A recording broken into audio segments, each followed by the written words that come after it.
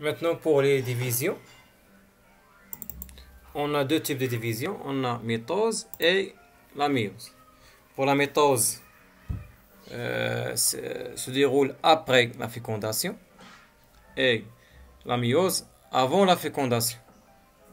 La méiose va nous donner à la fin les gamètes, cellules sexuelles, qui va intervenir dans la fécondation.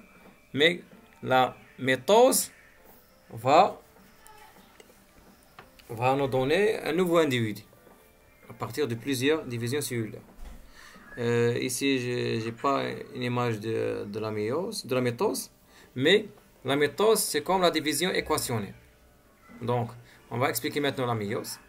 La méiose se compose de division réductionnelle et division équationnelle. La division réductionnelle, grand 1, équationnelle, grand 2.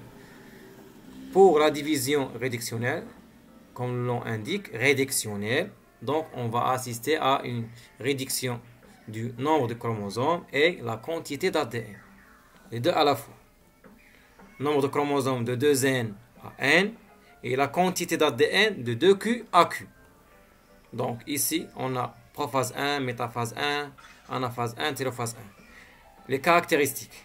Pour la prophase 1, la formation des tétrades. Formation des tétrades, on a rubaiyat. Lors de cette formation, on assiste à un brassage intrachromosomique. Le brassage intrachromosomique entre deux chromosomes homologues. Et ce brassage-là, on va l'utiliser dans les lois de Mendel. Car de déhybridisme, gène lié, linkage relatif. Irtibat ghayr tam. Lorsque les phénotypes parentaux sont supérieurs aux phénotypes recombinés. Métaphase, alignement des chromosomes homologues au niveau d'une plaque équatoriale. Anaphase 1, migration des chromosomes homologues vers les pôles de la cellule. Et lorsqu'on assiste à cette migration-là, il peut être un autre brassage qui est le brassage interchromosomique. Le brassage interchromosomique intervient dans le cas de déhybridisme gène indépendant ou bien séparé. Donc les deux possibilités qu'il peut y avoir, soit rouge-rouge, noir-noir, ou bien rouge-noir, noir-rouge.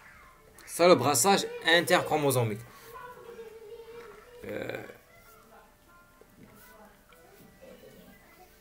Le chromosome entier va migrer ou bien va changer avec l'autre chromosome.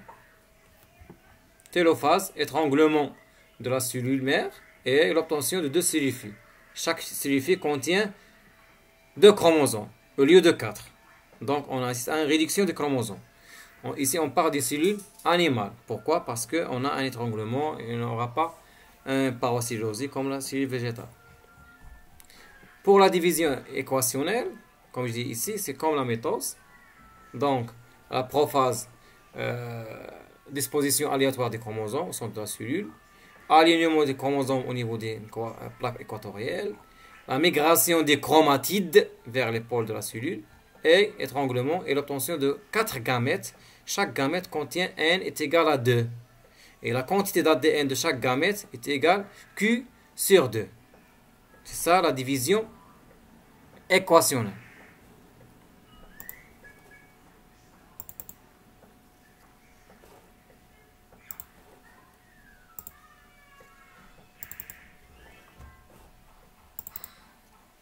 Ici, comme la mitose, cours de la méiose, même chose, on a l'interphase et la méiose qui nous donne le cycle cellulaire.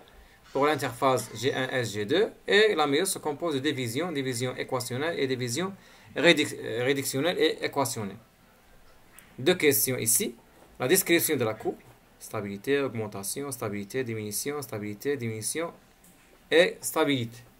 Donc, une simple description. Mais, autre question, c'est dessin des phases. Dans l'examen national 2015, PC je crois, session normale, la question posée est dessiner la cellule en phase T1. Ici T1 est l'anaphase 1. T1 égale anaphase 1. Ici vous avez T2, T2 c'est l'anaphase 2. toujours la partie droite. T1 et anaphase 1. T2 et anaphase 2.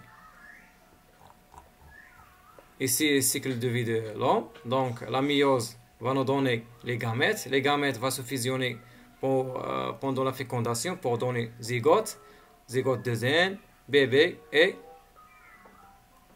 c'est un nouveau individu.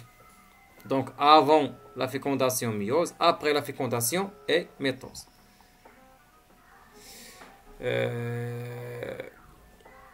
Résumé de la méiose. Division réductionnelle, nombre de chromosomes, c'est bien réduction. Même chose pour la quantité d'ADN. Mais dans la division équationnelle, le nombre de chromosomes reste constant. Et la quantité d'ADN, c'est bien une réduction, comme la mitose.